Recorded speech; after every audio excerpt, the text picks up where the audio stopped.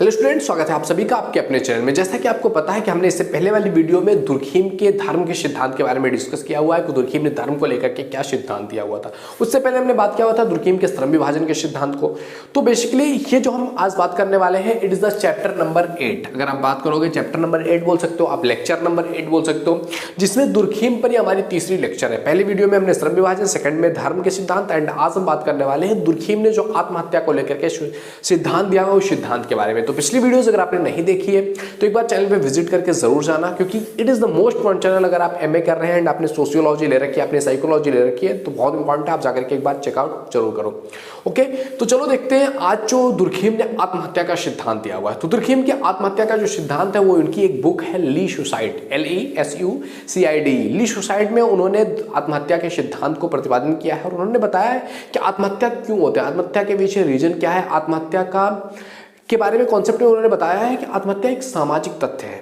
आत्महत्या के बारे में बात करते हुए उन्होंने कहा है कि आत्महत्या क्या है, एक सामाजिक तथ्य है। तो आत्महत्या के बारे में अगर हम बात करें तो आत्महत्या को परिभाषित करते हुए, आत्महत्या के अर्थ के बारे में बात करते हुए जो है इमाइल दुर्खीम कहते हैं कि आत्महत्या एक ऐसा वर्ड है ना जिसको लोग बेसिक रूप में यूज करते हैं, लोग अपने लाइफ में यूज करते हैं कि इसने आत्महत्या कर लिया या ये हो गया, मतलब उसने इस तरह से अपने आप को हर्ट कर लिया, आत्महत्या कर लिया। तो ये एक बेसिक तौर पर बात किया जाता है जिसमें ये समझा जाता है कि एक व्यक्ति के द्वारा खुद को मार लेना, खुद की लाइफ को खत्म कर देना, खुद की लाइफ को एंड कर देना कहलाता है आत्महत्या। लेकिन दुर्खीम ना इस बारे में एक अलग ही पॉइंट ऑफ व्यू रखते हैं। दुर्खीम अपना पॉइंट ऑफ व्यू रखते हुए कहते हैं कि आत्महत्या शब्द का प्रयोग ऐसी मृत्यु के लिए किया जा सकता है जो स्वयं मृत व्यक्ति द्वारा की गई सकारात्मक या नकारात्मक क्रिया का प्रत्यक्ष या अप्रत्यक्ष स्वरूप है। इसको समझना, इसमें उन्होंने बहुत बड़ी बात कही हुई है कि आत्महत्या जो है वो एक सामाजिक कार्य है, एक सामाजिक घटना है। और उसके बारे में उन्होंने कहा है कि आत्महत्या शब्द का प्रयोग हम ऐसी मृत्यु के लिए कर सकते हैं, ऐसी मौत के लिए कर सकते हैं जो कि स्वयं मृत व्यक्ति के द्वारा किया गया हो, यानी कि जो कि मृत व्यक्ति के द्वारा किया गया ऐसा कार्य हो, जो कि सकारात्मक और नकारात्मक दोनों तरह से हो सकता है। सकारात्मक और नकारात्मक, अब आप तो आपके माइंड में क्लिक होगा ना कि सकारात्मक कैसे होता है, कोई व्यक्ति अपनी जान ले रहा है, क्या ये सकारात्मक है या ये नकारात्मक है? तो क्यों इस तरह से दो पॉइंट के बारे में दुर्खीम ने डिस्कस किया हुआ है। अब दुर्खीम बात कर रहे हैं तो कुछ ना कुछ इसमें पॉइंट ऑफ व्यू तो होगा ना दोस्त, एंड ये प्रत्यक्ष भी हो सकता है, अप्रत्यक्ष भी हो सकता है, तो आपको समझना है। और इसके बारे में थोड़ा सा डिस्कस करते हैं, आपको समझाता हूँ एग्जांपल्स के थ्रू कि ये क्यों लिखा हुआ है, दुर्खीम ने इस तरह से क्यों बात किया हुआ है। तो देखो, आत्महत्या सकारात्मक और नकारात्मक कैसे हो सकती है, इसके बारे में हम बात करेंगे आपसे यहाँ आत्महत्या के प्रकार के बारे में बात करेंगे एंड अच्छे से समझाएंगे। तो वीडियो में अंत तक बने रहिए जिससे कि आपको ये समझ में आ सके प्रत्यक्ष और अप्रत्यक्ष रूप क्या है, इसके बारे में और डिस्कस करते हुए रेमंड ने इस सिद्धांत का विश्लेषण किया हुआ है। दुर्खीम ने सिद्धांत दिया और रेमंड महोदय ने इस सिद्धांत का विश्लेषण करते हुए सबसे पहला पॉइंट ये लिखा हुआ है कि आत्महत्या जो है ये दो प्रकार से इसको जो है किया जा सकता है। एक होता है प्रत्यक्ष और दूसरा अप्रत्यक्ष, जैसा इन्होंने यहाँ पर डिस्कस किया हुआ है। प्रत्यक्ष और अप्रत्यक्ष दो रूपों से आत्महत्या की जा सकती है, मतलब आत्महत्या को दिया जा सकता है अंजाम। इसमें उन्होंने कहा है सबसे पहली चीज कि प्रत्यक्ष वो आत्महत्या हो सकती है जहां पर व्यक्ति, एक मृत व्यक्ति जो है अपने आप को बंदूक की गोली पर रख करके, मतलब बंदूक पर रख करके खुद को शूट कर ले और वहीं पर उसकी मृत्यु हो जाए, वो कहलाएगा आपका प्रत्यक्ष। यहां पर डायरेक्टली दिख रहा है कि इस वजह से डायरेक्टली इसको गोली मारा गया, इसने अपने आप को गोली मार लिया है एंड वहां पर मृत्यु हो जा रही है, वो कहलाएगा आपका प्रत्यक्ष। एंड सेकंड जो आपका अप्रत्यक्ष, यानी कि कोई व्यक्ति है जो किसी भी वजह से, वो कोई भी वजह हो सकता है, सकारात्मक वजह हो सकती है, नकारात्मक वजह हो सकती है, उसका अपना माइंडसेट हो सकता है, किसी भी वजह से अगर व्यक्ति ने खाना पीना छोड़ दिया है, वो पोषण नहीं ले रहा है और जिसकी वजह से धीरे धीरे वो मर रहा है एंड काफी टाइम के बाद उसकी मृत्यु हो जाती है, तो ये भी अपने आप में एक प्रकार का सुसाइड है। बट ये क्या है, अप्रत्यक्ष, यानी कि डायरेक्टली नहीं दिख रहा है कि उसने अपने गन लगा लिया या फांसी लगा करके तुरंत उसका डेथ हो गया, नहीं दिख रहा है और शायद किसी को पता भी ना चले। एंड कोई व्यक्ति अगर है, उसको लग रहा है कि मेरी लाइफ खत्म हो गई है, मेरी लाइफ का कोई वजूद नहीं, मेरी लाइफ का कोई मतलब नहीं, मैं खाना पीना ही छोड़ देता हूँ, और वो काफी दिनों तक खाना पीना नहीं खाता। किसी को क्या पता चलेगा, किसी की लाइफ में हर कोई अपने अपने में मस्त है, होता है ना दोस्त, कि हर कोई अपनी अपनी लाइफ में मस्त है। वो कोई व्यक्ति नहीं खा रहा है, कुछ दिनों तक नहीं खाता है, अचानक से एक दिन रात में सोया रहता है और सुबह पता चलता है उसकी मृत्यु हो गई, तो फिर ये कहलाएगा, सबको पता है तो ये मौत हो गई, भाई मर गए। लेकिन वो अपने आप में एक तरह का सुसाइड है जो कि क्या है, अप्रत्यक्ष स्वरूप है। तो प्रत्यक्ष और अप्रत्यक्ष के बारे में तो आई होप आपको अच्छे से समझ में आ गया होगा कि प्रत्यक्ष और अप्रत्यक्ष क्या है। तो आत्महत्या का जो इन्होंने दुर्खीम में सिद्धांत दिया, इस पर उन्होंने निष्कर्ष क्या निकाला, इसके बारे में हम बात करेंगे। कहां पर, यहाँ पर मैंने बताया हुआ है, यहाँ पर हम बात करेंगे। तो आत्महत्या पर दुर्खीम ने क्या निष्कर्ष निकाला, दुर्खीम ने आत्महत्या पर निष्कर्ष निकालते हुए बताया है कि किसी एक जनसंख्या में आत्महत्या की आवृत्ति और उसका दर क्या आवृत्ति और उसका दर लगभग एक जैसा होता है। यानी कि कोई जनसंख्या अगर है, लोगों का एक समूह है, जनसंख्या है, उसमें जो आत्महत्या की आवृत्ति है, आवृत्ति को क्या कहते हैं, रिपीटेशन। क्या, रिपीटेशन, यानी कि जो रिपीट हो रहा है कि इतने दिन बाद आत्महत्या होता है, 1 घंटे बाद आत्महत्या होता है, 10 घंटे बाद आत्महत्या होता है, 1-2 दिन, मतलब जो एक रिपीटेशन है और उसका जो एक दर है कि कितने, 1 साल में कितने % लोगों की आत्महत्या कर लेते हैं, वो जो होता है वो लगभग एक जैसा ही रहता है। मैक्सिमम टाइम्स पर वो एक जैसा ही रहता है एक जनसंख्या में। मतलब जैसे कि अगर आप बात करोगे, आज भारत में इस तरह से आत्महत्या के रेट बढ़ चुके हैं कि हर घंटे में एक स्टूडेंट सुसाइड कर रहा है, इतना ज़्यादा सुसाइड केसेस बढ़ रहे हैं। तो ये आवृत्ति और उसका दर जो होता है वो लगभग एक जैसा होता है। सेकंड कहा है कि आवृत्ति की यह स्थिति संपूर्ण समाज में देखी जा सकती है। यानी कि जो आवृत्ति होगी कि एक जनसंख्या है, उसमें ये आवृत्ति है, इतने टाइम पीरियड के बाद, इतने टाइम के बाद एक व्यक्ति आत्महत्या करता है, तो वो क्या होगा, केवल एक छोटे से सेगमेंट में नहीं बल्कि वो संपूर्ण समाज में देखा जा सकेगा। अगला है, आत्महत्या की दर मनमाने ढंग से नहीं बदलती है। इसमें जो भी उतार चढ़ाव होते हैं उसके पीछे कई सारे रीजंस होते हैं। दुर्खिम कहते हैं कि आत्महत्या का जो रेट है ना, कि आज 10 लोगों आत्महत्या कर रहे हैं, कल 50 लोग आत्महत्या करने लगेंगे, ये अपने आप में बदलती नहीं है कि मतलब अपने मनमाने ढंग से जब चाहा जब चेंज हो गया, नहीं। इसमें बहुत सारे उतार चढ़ाव होते हैं। कभी रेट ज़्यादा हो जाता है, कभी रेट थोड़ा सा कम हो जाता है, कभी ज़्यादा लोगों की आत्महत्या होती है, कभी कम होती है। उसके पीछे कई सारे कारण हो सकते हैं। फॉर एग्जाम्पल, जब रिजल्ट्स आते हैं, बच्चों के रिजल्ट्स आते हैं, IIT के रिजल्ट्स हो गए, आपके UPSC के रिजल्ट्स हो गए, मतलब जो भी कॉम्पिटिटिव एग्जाम्स दे रहे हैं बच्चे, या फिर जो कोई जो आपका रेगुलर कॉलेज एग्जाम है दे रहे हैं बच्चे, और तो उस टाइम पीरियड पर जब रिजल्ट आता है ना, उस टाइम पीरियड पर आत्महत्या के रेट बढ़ जाते हैं। क्यों बढ़ते हैं, उसके पीछे भी रीजन है, एक्सपेक्टेशन होती है ना बच्चों की, मुझे मैं ये कर रहा हूँ, इतने दान से मैंने लगाया हुआ, अपने माँ बाप का इतना रुपया लगा दिया है, मेरी लाइफ तो अब मतलब क्या मुंह दिखाऊंगा अपने माँ बाप को कि मतलब इतने साल उन्होंने मुझे इतना पैसा दिया, इतना रुपये मेरे पीछे खर्च किया, इतनी उनकी एक्सपेक्टेशन है मुझसे और मैं खरा नहीं उतर रहा हूँ। तो उस टाइम पीरियड पर रेट क्या हो जाता है, बढ़ जाता है।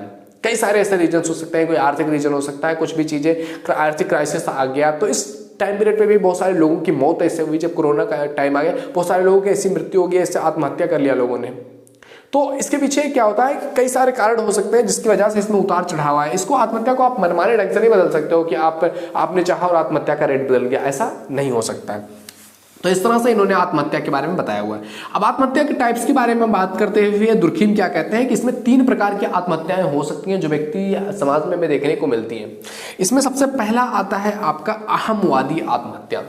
अहमवादी आत्महत्या का अर्थ है जिसमें व्यक्ति अपने आप को अहम समझता है, अपने आप को समाज से अलग समझने लगता है, एंड कहीं ना कहीं व्यक्ति एक सोशल प्राणी है, और व्यक्ति जब समाज छोड़ता है, समाज का जब वो अहम समझता है तो समाज से उसका विघटन होना स्टार्ट हो जाता है, वो अपने आप को अलग थलग समझने लगता है और वो समाज से धीरे धीरे अलग होने लगता है। समाज का उसके प्रति एक रिस्पॉन्स होता है वो धीरे धीरे कम होने लगता है, और व्यक्ति डिप्रेशन में धीरे धीरे जाने लगता है कि मुझे समाज से कुछ लेना देना नहीं है, मेरा समाज से कुछ भी कनेक्शन नहीं है, लोगों से मेरा कुछ भी लेना देना नहीं, मेरी जिंदगी का कोई मतलब नहीं रहता। जब लोग उससे थोड़ा सा दूर होने लगते हैं तो ये जो अहमवाद होता है ना, ये व्यक्ति को खोखला अंदर से बना रहा होता है। क्योंकि समाज में अगर आप रहते हो ना, जैसे कि मैंने पिछली वीडियो में बात किया हुआ था, एक समूह में रहते हैं एंड समूह के लिए जब आप काम कर रहे होते हैं, आपका एक विजन होता है कि लोग मेरे साथ हैं, ये जो लोग हैं, जो समाज है, ये मेरा है, ये देश मेरा है, ये समाज मेरा है, इस समाज की जिम्मेदारी मेरी है, इस समाज को बदलना मेरे जिम्मे है, मैं कुछ एफर्ट लगा सकता हूँ। तो वहां से आपके अंदर एक एनर्जी आती है, और जब व्यक्ति अहमवाद में चला जाता है ना, तो व्यक्ति अपने आप को सबसे अलग महसूस करने लगता है कि मैं बस मेरे तक ही सीमित हूँ,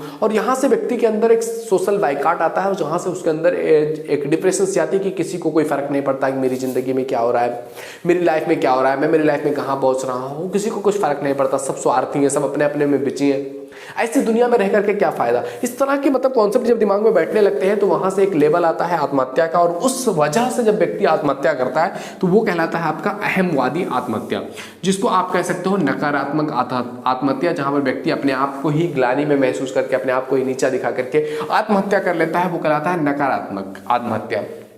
एंड सेकेंड है आपका, जो बात करेंगे सकारात्मक आत्महत्या की, जिसमें वो है आपका परार्थवादी आत्महत्या। यानी कि जब व्यक्ति अपने आप की जो सेल्फ है उसको लोगों के साथ इस तरह से कनेक्ट कर लेता है जहां पर वो किसी और के लिए, लोगों के लिए, समाज के लिए अपनी जान कुर्बान करने को तैयार हो, जहां वो किसी मकसद के लिए, किसी विजन के लिए अपने आप को न्यौछावर करने को तैयार हो, अपने आप को मारने को तैयार हो, अपनी जान भी देने को तैयार हो, ऐसी स्थिति को कहते हैं आप परार्थवादी आत्महत्या। यानी कि आत्महत्या तो हो रही है, वहां भी गोली चलाई जा रही है, जैसे कि चंद्रशेखर आजाद ने एल्फर्ट जो गार्डन था वहां पर अपने आप को गोली मार लिया था। लेकिन वो गोली मारना, वो आत्महत्या करना, क्या वो नकारात्मक था? नहीं। शहीद भगत सिंह ने अपने आप को फांसी लगा लिया। वो वहां से भाग सकते थे, अशफाक उल्लाह खान, शहीद भगत सिंह, वो वहां पर जो उन्होंने बम फेंका हुआ था वहां फेंक करके वहां से भाग सकते थे, लेकिन वहां पर खड़े होकर के अपनी जान की कुर्बानी दे दिया। विजन क्या था उसके पीछे कि एक जान जाने से हजारों लोग आएंगे अपनी जान देने के लिए, हजारों लोग तैयार होंगे इस देश को आजाद कराने के लिए। विजन मैटर करता है। जब आप इस तरह से जुड़ जाए कि लोगों के लिए, अपने समाज के लिए अपनी जान की कुर्बानी आप दे सकते हो, आप समाज को एक long term point of view देने के लिए, समाज को एक लेसन देने के लिए, समाज को एक मैसेज देने के लिए अपनी जान की कुर्बानी दे रहे हूं, वो कहलाता है आपका परार्थवादी। और ये कहीं ना कहीं आपकी सकारात्मकता को दिखाता है कि आप किस पॉइंट ऑफ व्यू की तरह दे रहे हैं अपनी जान को, अपने प्राणों की आहुति दे रहे हैं, तो वो कहलाएगा आपका परार्थवादी। एंड अगला है आपका विसंगत और अस्वाभाविक। ये क्या कहलाता है आपका विसंगत और अस्वाभाविक? यानी कि जब व्यक्ति के लाइफ में एक ऐसी परिस्थिति आ जाए जो व्यक्ति को पता ही नहीं था, जिसके बारे में व्यक्ति अवगत ही नहीं था, अस्वाभाविक रूप से अचानक से उसके ऊपर एक ऐसी परिस्थिति आ जा रही है जहां से वो उभर नहीं पा रहा है। ऐसी परिस्थिति आ रही है जहां पर वो खुद को अगर अनुकूल न कर पाए, उस परिस्थिति के अनुसार अपने आप को ढाल नहीं पाता है, उसके अंदर एक डिप्रेशन सी आ जाती है कि यार मेरी लाइफ तो अब खत्म, अब मैं करूंगा क्या, मेरे पास कोई ऑप्शन नहीं है, और वहां पर व्यक्ति अपने आप को खत्म कर लेता है। तो वो कहलाता है आपका विसंगति और अस्वाभाविक आत्महत्या। जैसे कि अब कोरोना पेंडेमिक आया, इस टाइम पीरियड पे लोगों के समझ में नहीं आ रहा था कि अब उनकी लाइफ क्या होगी। अचानक से जो 10,000 की नौकरी कर रहा था एंड वो जी रहा था, 10,000 की नौकरी कर रहा है, अपनी फैमिली चल रही है, ठीक है, 1 महीने काम किया, 1 महीने में पूरी फैमिली सेटल है, चल रही है, ठीक ठाक चल रहा है। अचानक से लॉकडाउन हो गया, पूरी तरह से उसकी सैलरी खत्म, चीजें खत्म, बात कर, अब समझ नहीं आ रहा है कि करूं तो करूं क्या, लाइफ में जाऊं तो जाऊं कहां, सारा कुछ समझ में ही नहीं आ रहा है, सारा कॉन्सेप्ट हिल चुका है, सारा पॉइंट ऑफ व्यू हिल चुका है। तो वहां पर एक ऐसी स्थिति आ जाती है, अगर व्यक्ति ने उसमें अपने आप को अनुकूल नहीं किया, अपने आप को उसमें जो है उसके हिसाब से ढाला नहीं, तो व्यक्ति के अंदर ऐसी स्थिति आ जाती है कि वो आत्महत्या करने पर मजबूर हो जाता है।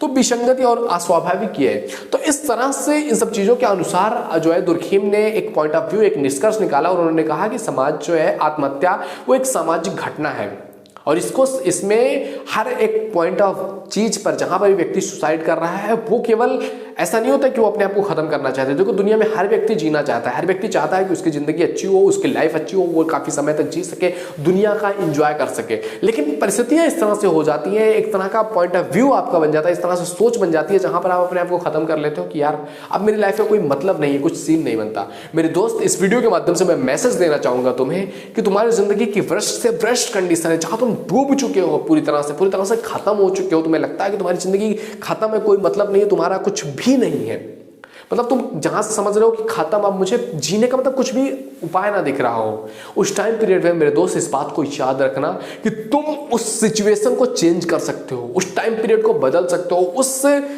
वर्स्ट कंडीशन से तुम दुनिया का टॉप कंडीशन तक पहुंच सकते हो। ये भरोसा अपने अंदर रखना मेरे दोस्त, क्योंकि देखो अगर तुम समझ रहे हो कि ये कंडीशन आ गई है और उस कंडीशन को तुम झेल नहीं पा रहे हो, या तुम्हारी फैमिली में कुछ प्रॉब्लम आ गई, तुम उसको झेल नहीं पा रहे हो और तुम अपने आप को खत्म कर दे रहे हो, तो तुम्हें क्या लगता है कि तुम्हारे जाने के बाद तुम्हारी फैमिली में जो प्रॉब्लम थी वो सॉल्व हो जाएगी? नहीं। जो प्रॉब्लम आ गई थी, चाहे वो आर्थिक समस्या हो, चाहे जो समस्या हो, ये क्या तुम्हारे मरने के बाद वो ठीक हो जाएगी? नहीं ना दोस्त, उससे कुछ भी फर्क नहीं पड़ेगा। कुछ दिन लोग तुम्हारे लिए रोएंगे पिटेंगे, 2-4 दिन 10 दिन, उसके बाद लोग भूल जाएंगे कि तुम कुछ भी थे भी।